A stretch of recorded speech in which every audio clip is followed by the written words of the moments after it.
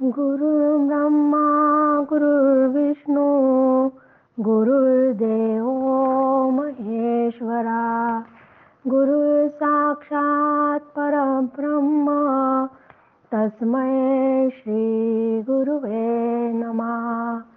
मला वाटते अंतरी त्वावसावे तुझ्या दासबोधासी त्वा बोध व्हावे.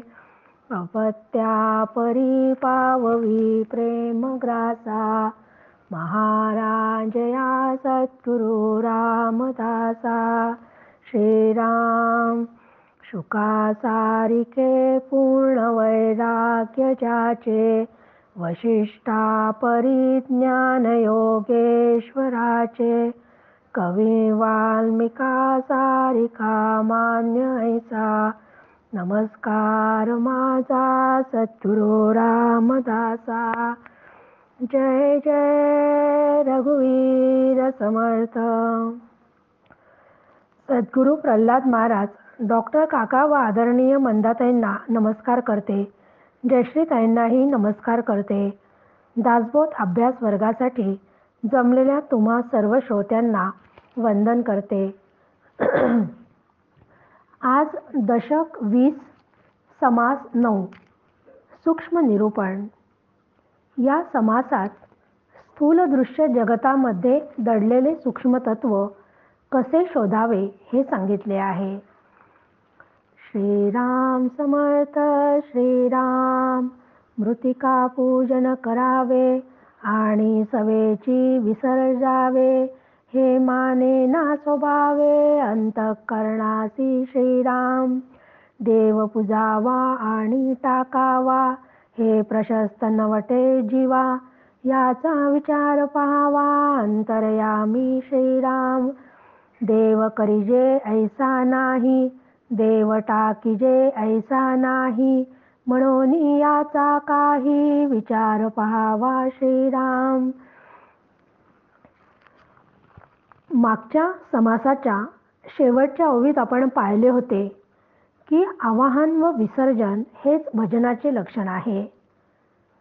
साधक अवस्थेत दृश्य विश्वाच्या प्रत्येक घटनेच्या अंतर्यामी अंतरात्म्याचे अस्तित्व बघणे म्हणजे आवाहन होय. एकदा दृश्य विश्वामध्ये सर्व ठिकाणी तो अंतरात्मा पाहता आला की तेथून निर्विकार ब्रह्मापर्यंत पोहोचणे याला विसर्जन म्हणतात. या आवाहन व विसर्जनाची वर्म स्वानुभवी संत सज्जन जाणतात. परंतु सामान्य उपासकांना मात्र मातीच्या मूर्तींची पूजा करायची व नंतर त्याचे विसर्जन करायचे हे मनापासून आवडत नाही आणि ते स्वाभाविकही आहे. कारण देव काही असा नाही आहे की देवाची पूजा करायची आणि मग त्याला पुन्हा टाकून द्यावे असे श्रद्धावंतांना ते योग्य वाटत नाही असे करणे. म्हणून या संबंधी अंतःकरणामध्ये नीट विचार केला पाहिजे. खरे तर देव कधी उत्पन्न करण्यासारखा व टाकण्यासारखा नाही. म्हणून खऱ्या देवाचा शास्त्रशुद्ध विचार करावा. समर्थांनी चत्वार देव निरूपणामध्ये 4 प्रकारचे देव सांगितले होते. याचा आपण सविस्तर अभ्यास केला तेव्हा त्यामध्ये खरा देव म्हणजे फक्त चैतन्य तत्व म्हणजेच ब्रह्मतत्व आहे याचा आपण सविस्तर अभ्यास केला होता. म्हणून या खऱ्या देवाचा शास्त्रशुद्ध विचार करावा. देव नाना शरीरे धरितो धरुनी मागुती सोडितो तरी तो देव कैसा आहे तो विवेके ओळखावा. श्रीराम. नाना साधने निरूपणे देव शोधा या कारणे सकळ आपुले अंतःकरणे समजले पाहिजे. श्रीराम. ब्रह्मज्ञानाचा उपाये समजल्या विण देता नये पदार्थ आहे मागे जाये ऐसे म्हणावे. श्रीराम. की देव नाना शरीरे धारण करतो म्हणजे आत्मा अनेक शरीरांच्या उपाधीत राहून नंतर त्या शरीराला तो सोडून देतो. मग हा आत्मदेव विवेकाने जाणून घ्यावा की हा आत्मा म्हणजे काय आहे, की ज्याच्या सत्तेवर शरीराचं संपूर्ण हालचाली कारभार सुरू असतो, तो खरा आत्मदेव विवेकाने जाणून घ्यावा. ब्रह्मदेव ओळखण्यासाठी अनेक प्रकारचे शास्त्र साधने ही सांगितलेली आहेत. ती सर्व अभ्यासून साधना करून ती सर्व बुद्धीने जाणून देवाचा निश्चय करावा, की खरा देव म्हणजे काय आहे याचा निश्चय करावा. कारण खरा देवाचा आपण अशी पूजा वगैरे कधीच करू शकत नाही. खरा देव जर आपल्याला शोधायचा असेल, तो शास्त्र संतांच्या माध्यमातूनच त्याचा शोध घ्यावा लागतो आणि तो शोध घेऊन त्यावर पूर्ण श्रद्धा ठेवून तसा पक्का निश्चय बुद्धीत करून खरा देव ओळखावा लागतो. कारण ब्रह्म ही एखादी अशी वस्तू नाही आहे, की ती वस्तू कोणालाही घेता येईल किंवा देता येईल किंवा ती जाऊन त्याला सांगावी, की हे असं असं ब्रह्म आहे, हे तू घे. अशा पद्धतीने काहीच ते करता येत नाही. कारण ती वस्तू नाही.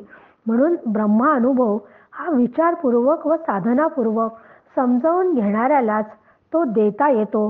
म्हणजे तुम्ही शास्त्र अभ्यास केला, संतांनी सांगितलेल्या गोष्टीवर विचार केला आणि संतांनी सांगितलेला जो उपदेश आहे तो मनी दृढ ठेवून त्याप्रमाणे विचार करत गेलं, की खरोखर लक्षात येते की संतांनी सांगितलेला हाच देव खरा देव आहे. कारण संतांनी हा देव ओळखलेला असतो, त्याचा अनुभव त्यांना आलेला असतो. म्हणून असा ब्रह्मानुभव विचारपूर्वक व साधनापूर्वक समजावून घेणाऱ्यालाच देता येतो असे समर्थ सांगतात. सगट लोकांच्या अंतरीचा भाव मज प्रत्यक्ष वेटवावा देव, परंतु विवेकाचा उपाव वेगळाची आहे श्रीराम. विचार पाहता तगेना त्यास देव ऐसे म्हणावेना, परंतु जन राहेना काय करावे श्रीराम. की सर्वसामान्य जनतेला सतत असं वाटत असते की मला देव डोळ्यांनी दिसावा, त्या देवाचं मला दर्शन व्हावं. पण अशा देवाच्या खऱ्या दर्शनाचा विवेक हाच उपाय आहे, त्यापेक्षा अन्य उपाय नाही. कारण देव काही आपल्याला असा डोळ्यांनी दिसत नाही, तो फक्त अनुभवाने जाणता येतो.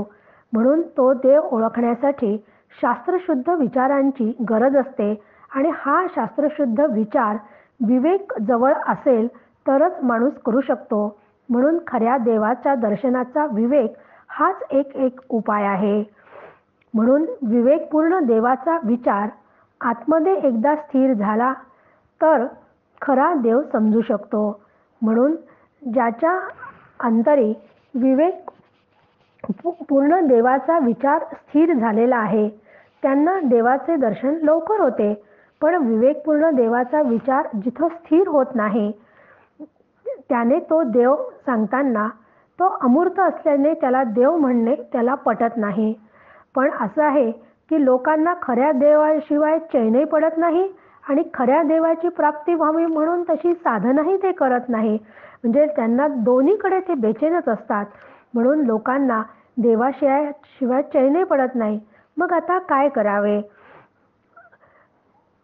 थोर लोक मरोन जाती त्यांच्या सुरता करुणी पाहती, तैसेच आहे हे गती उपासनेची श्रीराम. थोर व्यापार ठाके नाजनी म्हणून केली रखतवानी, राजसंपदा तयाचेनी प्राप्त कैसी श्रीराम. की देवाशिवाय चैन पडत नाही. मग असे लोक काय करतात की कुठेतरी त्या देवाची आपण पूजा अर्चा करतो आहे असं समजून कुठून तरी ते समाधान प्राप्त करण्यासाठी ते काय करतात की एखादा सम्राट जेव्हा मरण पावतो तेव्हा त्या सम्राटाचं चित्र तिथे लावल्या जाते आणि मग त्यांनी असं असं कार्य केले आहे. मग त्या सम्राटाची त्या फोटोमधून जे चित्र आहे म्हणजे त्यांचा फोटो आहे त्यातून ते त्यातच समाधान मानतात. पण तशी त्यांना देवाची पण चित्रे हवी अशी वाटतात आणि तसेच करतात की देवांचे फोटो वगैरे सगळे लावून त्या चित्रांमधूनच हा देव आपला आहे यावरच ते समाधान मानतात. पण समर्थ त्याच्यासाठी इथे एक दृष्टांत देतात की ज्याला राजवैभव मिळावे असे वाटते तर त्याला राजवैभव प्राप्त करण्यासाठी मोठा व्यापारच करावा लागतो. पण मोठा व्यापार करण्याची हिंमत नसल्याने तो शाई विकण्याचा जर किरकोळ व्यापार करत असेल तर त्याला राजवैभव कसे प्राप्त होईल. तसेच आहे की विवेकाची जाण नसल्याने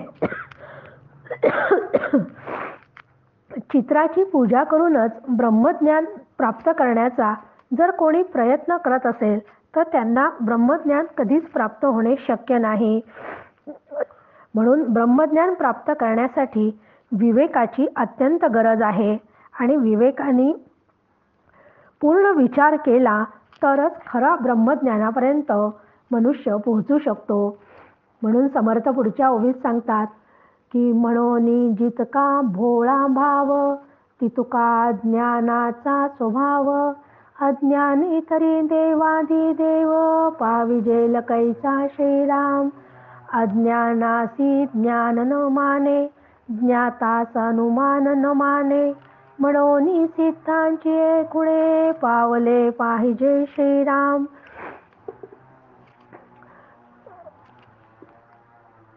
म्हणून समर्थ इथे सांगतात की नुसता भोळा भाव असून चालत नाही, कारण भोळा भाव हे अज्ञानाचे लक्ष्य आहे आणि अज्ञानाचा स्वभाव असा आहे की तो दृश्य जगत जे सत्य नाही आहे त्या दृश्य जगताला तो सत्य समजणे हा त्या अज्ञानाचा स्वभाव आहे. म्हणून अज्ञानाने त्या ईश्वराचेही कर्ते असलेले ज्ञानरूप ब्रह्म मग कसे अनुभवाला येईल. कारण काय होते की ज्याच्या ठिकाणी अज्ञान आहे त्या अज्ञानाला ज्ञान झेपत नाही व ज्ञाताला केवळ अनुमान तर्क कल्पनांचे खेळ अजिबात मान्य नसतात.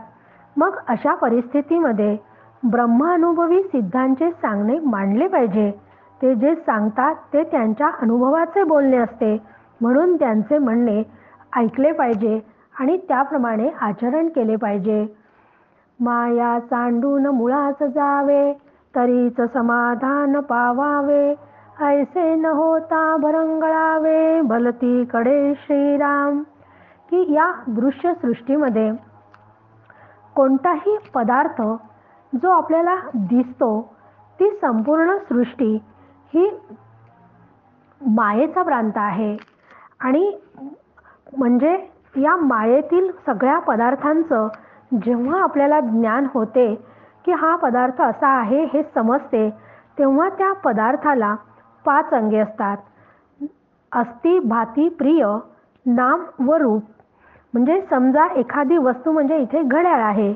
घड्याळ हा पदार्थ असतो म्हणजे अस्ति आहे.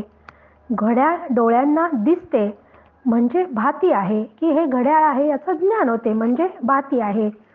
वेळ पाहण्यासाठी ते उपयुक्त असते, त्याचा उपयोग मला होतो म्हणून ते प्रिय असते. त्याला नाव असते की घड्याळ अनेक कंपन्यांचे असतात, मग त्याच्यामध्ये एखादा HMTचं आहे असे त्याचं वेगळं नाम पण असते आणि त्याला विशिष्ट आकारही असतो. कारण घड्याळाचे आपण पाहतो त्रिकोण चौकोन असे कुठल्याही आकारामध्ये ते असतात, त्याला आपण रूप म्हणतो. मग यातील नाम आणि रूप ही 2 मायेची अंगे आहेत आणि अस्ति भाती प्रिय ही ईश्वराची अंगे आहेत. म्हणून नामरूपात्मक सृष्टी व अस्ति भाती प्रियरूप ईश्वरी सृष्टी या दोन्हीही हे मायेतले आहेत. म्हणून या दोन्ही माया बाजूला सारून सच्चित आनंदरूप ब्रह्मरूप अधिष्ठानाच्या अनुसंधानाने व ऐक्याने जीवाला समाधान प्राप्त होते. अन्यथा जीवाची भलतीकडेच भटकंती होते. माया उल्लंघावा कारणे देवासी नाना उपाय करणे अध्यात्म श्रवण पंथेची जाणे प्रत्ययाने श्रीराम ऐसे न करिता लौकिकी अवघीच होते चुकामुकी स्थिती खरी आणि लटकी ऐसी ओळखावी श्रीराम. की मायेचे मल विक्षेप व आवरण शक्ती ही नष्ट करण्यासाठी त्याला श्रवण मननादी करावे लागते. मग माया दूर करण्यासाठी मायेचा मलविक्षेप आवरण शक्ती जर आधी नष्ट करावी लागते, तर मग मलविक्षेप आवरण म्हणजे काय हे आधी समजून घ्यायला पाहिजे की मल म्हणजे जीवाला सतत विषयांची ओढ असते. मग विषय मिळवण्यासाठी मनुष्य कधीकधी निषिद्ध कर्म करतो. त्या जीवाला सुखाची ओढ असल्यामुळे विषयातूनच सुख मिळते असा त्याला भ्रम होतो आणि तो त्या भ्रमापायी कर्म करताना कशाची तरी सतत अपेक्षा करत राहतो. मग हा भ्रम घालविण्यासाठी इंद्रियांना विषयांपासून आवरावे लागते. मग त्यासाठी निष्काम कर्म करावे लागतात. निष्काम कर्म केले की मलदोष जातो. विक्षेप म्हणजे चंचलता. चंचलतेमुळे मन कधीच एका ठिकाणी स्थिर राहू शकत नाही. हा दोष घालविण्यास देवाची निष्काम उपासना आवश्यक असते. निष्काम उपासनेने विक्षेप दोष दूर जातो. आवरण आत्मस्वरूप अज्ञानाने झाकलेले असते. अज्ञानाचे आवरण स्वरूपाचे ज्ञान होऊ देत नाही. परंतु हा दोष गुरुकृपेशिवाय जात नाही. म्हणून या मायेच्या तिन्ही शक्ती नष्ट करण्यासाठी श्रवण व मनन ही सर्वश्रेष्ठ साधना आहे. भगवंतांनी अनेक साधने सांगितली. त्यातील सत्पुरुषांकडून श्रवण करून मनन करावे, उपासना, अनुष्ठाने इत्यादी उपाय करावे. अशा या अध्यात्म श्रवणाने अनुभव घेत घेत पुढे जावे लागते. श्रवण मननादी साधने सोडून अन्य उपाय करत बसले तर खरे काय खोटे काय हे काही लक्षातच येत नाही. मग असे केले नाही तर जीवनभर देवाची व जीवाची चुकामुक होत राहते. खरी आत्मस्थिती व काल्पनिक अवस्था त्यासाठी जाणून घ्यायला हवी. खोट्याचे वाटे जाऊ नये, खोट्याची संगती धरू नये, खोटे संग्रही करू नये काही एक श्रीराम. खोटे ते खोटेची खोटे, खऱ्यासी तगे नात बालटे, मन दोमुख फराटे केले पाहिजे श्रीराम. की समर्थ इथे सांगतात खोट्याचा वाटे जाऊ नये, म्हणजे माया ही खोटी आहे व परब्रह्म खरे आहे. म्हणून या मायेच्या नादी न लागता त्या मायेच्या साह्याने अद्वैत शास्त्र सांगणाऱ्या ग्रंथांचा, शास्त्राचा अभ्यास करून त्या मायेच्या गराड्यातून बाहेर पडावे. खोट्या शास्त्रांचा अभ्यास करू नये. तसेच अशा चुकीच्या कल्पना उराशी बाळगून जर साधक साधना करत असेल, व्यवस्थित साधन शास्त्र समजून न घेता तो साधना करत असेल, तर आपण करतो तेच बरोबर असे तो गृहीत धरतो व तेच इतरांना सांगतो. मग त्याच्या हातून विवेकपूर्वक सोहम साधना घडत नाही. विवेक वैराग्य अंगी नसताना इतरांना साधना व व्रताधिके करावयास सांगतो, अशा लोकांची संगत कधीच धरू नये. मग कोणाची संगत धरायला हवी? तर केवलाद्वैत हे खरं शास्त्र, त्याचा विवेकपूर्ण अभ्यास करून सोहम साधना करणाराच खरा साधक होय. विवेक, वैराग्य, समाधी, षटक व मुमुक्षत्व ही खरे साधने होय. म्हणून खोटे ही नेहमी खोटेच असते, ते खऱ्याची बरोबरी कधीच करू शकत नाही. म्हणून मनाला नामरूपाधिकांपासून वळवून अधिष्ठान ब्रह्माच्या चिंतनात स्थिर करावे. आतापर्यंत मायेमध्ये अडकलेली ही वृत्ती सतत बहिर्मुख होती, ती बहिर्मुख वृत्ती अंतर्मुख करावी. अध्यात्म श्रवण करीत जावे, म्हणजे सकळ काही भावे, नाना प्रकारीचे गोवे तुटून जाती श्रीराम. मग अध्यात्म श्रवण करायचं असेल तर ते अध्यात्म श्रवण सद्गुरू संत यांच्या मुखातूनच करीत असावे. कारण एकनाथी भागवतामध्ये श्री गुरूंचे यथार्थ वर्णन करताना नाथ महाराज सांगतात की श्री गुरु हे सत्पुरुष हे कसे असतात, तर ते शब्दज्ञाने पारंगत, जो ब्रह्मानंदी सदा डुल्लत, शिष्य प्रबोधिनी समर्थ, तो मूर्तिमंत स्वरूप माझे. की सद्गुरू कसे असतात, तर सद्गुरू श्रोतीय म्हणजे अध्यात्मशास्त्रात ते निष्णांत असतात अनेक शास्त्रांचा त्यांनी अभ्यास केलेला असतो. ते ब्रह्मनिष्ठ असतात, म्हणजे ब्रह्मानंदाचा प्रत्यक्ष अनुभव घेऊन ब्रह्मानंदात अखंड डोलणारे असतात. ते अत्यंत कृपाळू असतात. साधकांवर कृपा करण्याची तळमळ असणारे अत्यंत दयाळू व कृपाळू असे ते असतात. आणि शिवाय ते समर्थ असतात, म्हणजे त्या त्या जीवावर त्यांच्या त्यांच्या अधिकाराप्रमाणे कृपा करण्याचे सामर्थ्य अंगी असणारे असे हे सद्गुरू असतात. मग असे सद्गुरू संत अशा सर्वांवर कृपा करून त्यांना अज्ञानाच्या आवरणातून बाहेर काढण्याचे कार्य करतात. असे कार्य करणाऱ्या अशा थोर महात्म्यांच्या मुखातूनच अध्यात्म श्रवण करीत करावे. त्यामुळे सर्व लाभ पदरात पडतात. अनेक प्रकारचे ज्या शास्त्राविषयी काही शंका असतात, मनात अनेक प्रश्न असतात, अनेक प्रकारे गुंतागुंत झालेली असते, अनेक अडचणी असतात, या सगळ्या त्यांच्या सहवासात आणि त्यांच्याकडून श्रवण केल्यामुळे त्या दूर होतात. सूत गुंतले ते उकलावे, तैसे मन उगवावे, मानत मानत घालावे मुळाकडे श्रीराम. सकळ काही कालवले, त्या सकळांचे सकळ झाले, शरीरी विभागले सकळ काही श्रीराम. काय ते येथेची पहावे, कैसे ते येथेची शोधावे, सूक्ष्मांची 14 नावे येथेची समजावी श्रीराम. की ज्याप्रमाणे सुताचा गुंता झाला की तो शांतपणे अत्यंत प्रयत्नपूर्वक हळुवारपणे तो सोडवावा लागतो, तरच तो सोडल्या जातो. त्याप्रमाणे गोंधळलेल्या व अडचणीत सापडलेल्या साधकांना हळूहळू सर्व शास्त्र समजावून सांगावे. त्यातलं प्रत्येक बारकावा त्यांना समजून सांगावे. हळूहळू त्यांचं मन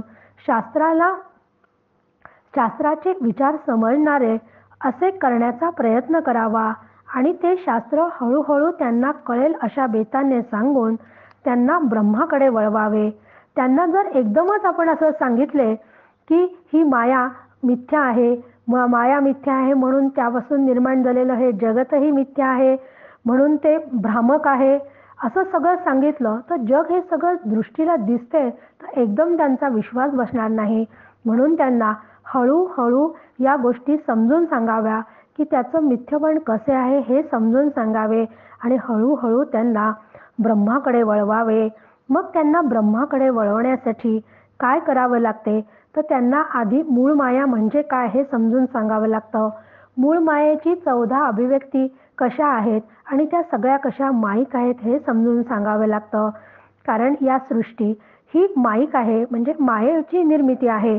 म्हणून या सृष्टीची निर्मिती होताना सर्व म्हणजे पंचमहाभूते आणि त्रिगुण या सगळ्या त्यामध्ये अशा 82 तत्वांच्या परस्परात मिश्रण झालेले असल्यामुळे त्या मिश्रणाने हे सर्व दृश्य व्यापलेले असते. तसेच हे दृश्य या शरीरातही व्यापलेले असते. मग हे पिंडात आणि ब्रह्मांडात कशा पद्धतीने कार्य करते, म्हणजे मायेच्या निर्मितीतून जरी ते करत असले तरी या मायेला प्रकाशित करणारं असं जे अधिष्ठान आहे त्याचं ब्रह्म, हे अधिष्ठान कशा पद्धतीने त्यामध्ये व्यापून म्हणजे मायेमध्ये व्यापून ते कार्य करून घेते हे लक्षात घ्यावे.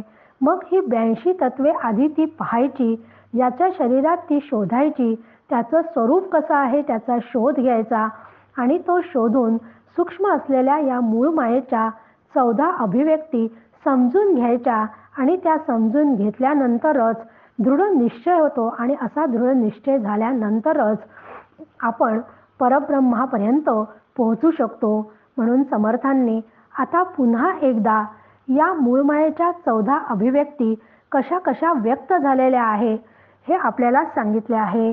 इतक्या वेळा आपण या अभिव्यक्ती आधी पण 3-4 वेळा आतापर्यंत आपण अभ्यासल्या आहे. मग हे समर्थ आपल्याला पुन्हा पुन्हा का सांगतात आहे? कारण समर्थांना तळमळ आहे आपल्याबद्दल की आपण या मूळ मायेचा अभ्यास करून ती कशी माईक आहे हे समजून त्या तत्वांचा निराश केला पाहिजे आणि अनुभवापर्यंत पोहोचण्याचा प्रयत्न केला पाहिजे, अशी त्यांना तळमळ आहे. म्हणून समर्थांनी आता पुन्हा या 14 अभिव्यक्तीच इथे सांगितल्या आहे 22 पासून 29व्या ओवीपर्यंत. निर्गुण निर्गुण निर्विकारी एक, ते सर्वांठाई व्यापक. देहामध्ये ते निष्कळंक, आहे की नाही श्रीराम. मूळ माया संकल्परूप, ते अंतःकरणाचे स्वरूप. जडचेतवी चैतन्य रूप, ते हे शरीरी आहे श्रीराम. की आपण नेहमीच अभ्यास केला आहे की निर्गुण तत्व कसं आहे. तर निर्गुण तत्व निर्गुण निराकार व एकमेव असं हे जे ब्रह्मतत्व आहे ते ब्रह्मतत्व निर्गुण निराकार आहे, अविनाशी आहे. पण ते ब्रह्मतत्व या देहामध्ये व्यापून असूनही त्यापासून ते अलिप्त असते. त्याला कुठलाही विकार नाही, त्याला कुठल्याही अवस्था नाही, त्याला कुठलाही कलंक नाही. मग कलंक कोणाला असतो. कलंक उपाधीला असतो.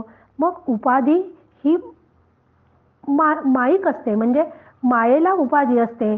म्हणून या ज्या सगळ्या मायेचा प्रांत आहे तो उपाधीचा आहे. उपाधीला कलंक आहे, पण ब्रह्माला मात्र कुठलाच कलंक नाही.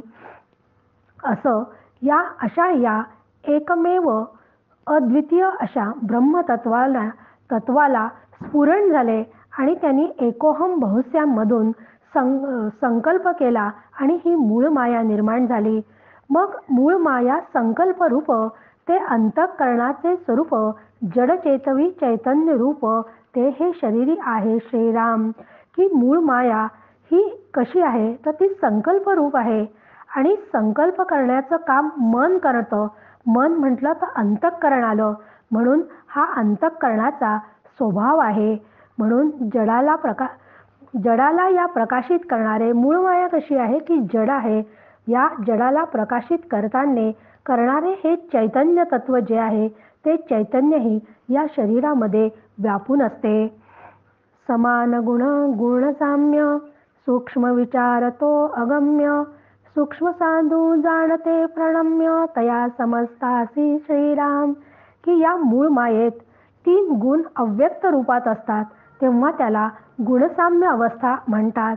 ही गुणसाम्य अवस्था समजणे अत्यंत कठीण आहे.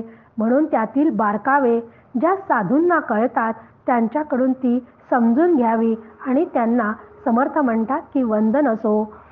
द्विधा भासते शरीर, वामांग दक्षिणांग विचार.